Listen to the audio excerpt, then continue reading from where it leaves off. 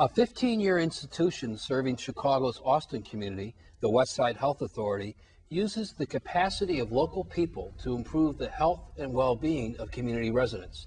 From its Austin Wellness Center facility, which engages neighbors young and old in fitness activities, public health awareness, and research, and other community building activities, as symbolized by its Every Block a Village initiative, the Westside Health Authority has equipped homes with internet access, hired residents to conduct lead poisoning surveys, and assisted neighborhood businesses in obtaining contracts with larger corporations, hospitals, and the city itself.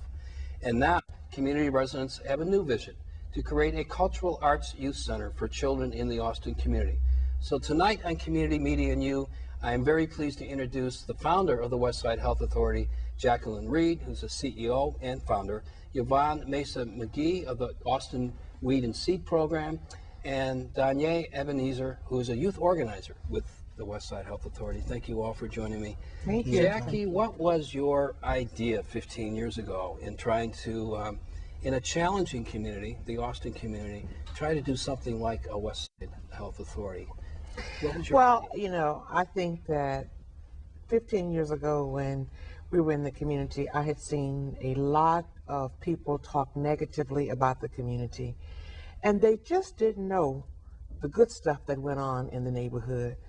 And a lot of funding was spent around deficits, around needs, but people didn't really have a voice in shaping how those dollars were spent. And so my idea was to provide a table in the community for people to come around and to begin to talk about what they would like to see and how they would like to see dollars spent. Anytime you would get funding coming in from the government say we need to have more programs focused on X. People would say, oh, that's good, but what we really need to do is to do Y. And so consequently, we wanted to give people a chance to have a voice in shaping how public dollars were spent, and also to use their own gifts and to develop their own capacity to change the neighborhood and not wait for somebody to come in on a white horse to make those changes. I believe firmly that people have the capacity and that people are the authority on what needs to happen. So we call the organization the Westside Health Authority. And the main purpose was to get people around the table, get people going, and let people basically use their talent and their ideas to transform the Austin community. You have this notion of community as village, which I think is an interesting idea, and obviously it's probably somewhat of a play off It Takes a Village to Raise a Child, but you're talking about not just kids, but everybody. Mm-hmm. Yvonne, what is Every Block a Village? How did that come about? What is it doing for the Austin community? Every Block a Village primarily looks at how people relate to each other. Every Block a Village does an excellent job with connecting neighbors to each other.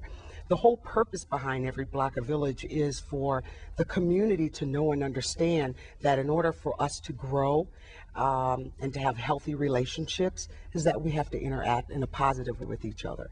And so that's what Every Block a Village means to me. And so I've used it in my life.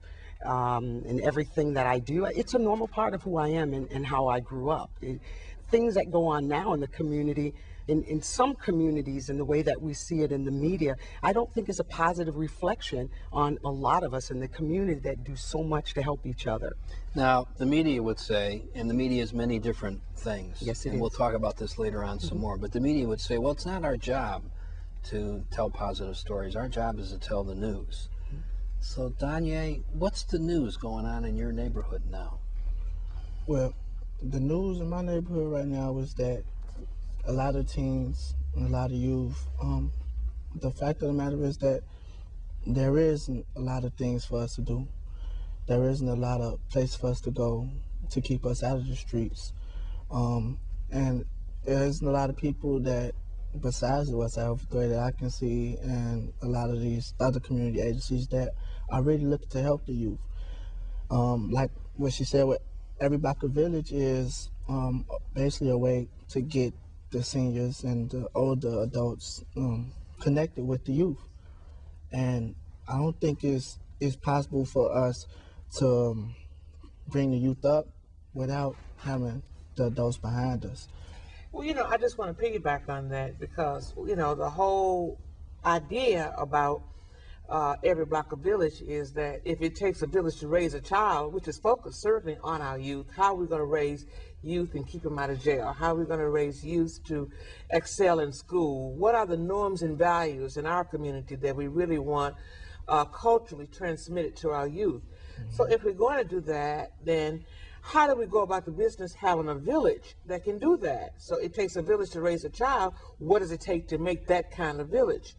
And so every block of village was our answer to that. If we can get on each of these blocks, find citizen leaders who are willing to take the responsibility for the children on their block and connect them to citizen leaders on the next block and so forth. We started off with 68 blocks surrounding our building with that kind of ambition to find people. We know there are people because these are the people who support their churches. They sell peanuts in the hot sun on Sundays to put new carpet in their churches. They want to do something in the community. They just did not know what and they did not know how. So can our community organization help them give their gift? Can we help them support that child? Everybody want to help, but nobody want to be another mama to a child. They don't want to be burdened down. They're afraid of being sued. They're afraid of the law. So how can we help them? So that's the whole notion behind every block of village. And I am so excited because we have found some wonderful and tremendous people out there right in the Austin community. We have over 300 citizen leaders now who come together every month, who plan and who have a vision for their community, have a vision for our children. And that has been the impetus for us being able to do so much in such a short period of time. We're going to show some pictures that are just kind of some general pictures of some of the activities of the Westside Health Authority as we continue this conversation. Danya, you got involved with this. You're a youth organizer, and I bet that isn't what you were thinking of when you were going through Austin High School, which you have graduated from. Yes, yeah. How did you become a youth organizer with this effort? It hit me by storm too. Basically, I was working with YouthNet at the time. I was coming close to the end of my contract because after you're 18 years old, actually, you're not supposed to be working with YouthNet. So it was almost time for me to be let go. So I got a call from my supervisor. And YouthNet is a city contract, so that contract was ending. Yeah, my contract was ending. I only had like a couple more weeks left. Ain't coming. It's like you might have another job come. I'm like, okay. So I was thinking like, yes, I did need the money at the time. I'm trying to get in school and trying to get housing and stuff like that. So I was really in need of a job, and I got a call, and because of the skills that, you know what I'm saying, people from the agency helped me to get and helped me to broaden. I mean, it was kind of hard. It's hard for me because, I mean, I see these kids all the time, and to organize the youth is a real hard thing because the focus is kind of like focus on one thing at a time, and it's like you can't get them into anything else if it's not really interesting. And the thing about it is that we have to make it interesting for them to get them there. And I think I have a lot of creative ways and I know what attracts the youth. So that's how That is so true. About 3 weeks ago, I told Danae, I went to a meeting and I told Danae, I said, we got to get these students in here from Austin, I say, because Austin's kids are having some problems over there. We got so many issues. We can't do anything about the schools unless we do something about the youth. Let's get them in here and let's look at. And I thought to myself, I said, well, he's probably going to be able to get 25 kids. When I came in that Saturday morning, there were 40 kids there, and more were coming in steadily. So he has a very unique talent, Thom, in terms of being able to, he's like a magnet, and he's a serious young man, so he's really been a great addition to our staff. He also is a great dancer. I know he hasn't told you about that. The first time I met him was at an Every Block of Village meeting, and Danae was there to ask the village to help him to sponsor a trip, his group, his dancing troupe, to sponsor a trip to New York. To New York. Apollo. Yeah, the Apollo. And so they gave him money. And after that, You know, when he was up talking about the community, he was up talking about the glass on the street and how they wanted to clean. The youth felt the glass needs to be cleaned off the street, and they counted so many broken window panes in the community. But they also talked about the positive kids who were doing things at certain parks. We were so impressed. We had to hire him.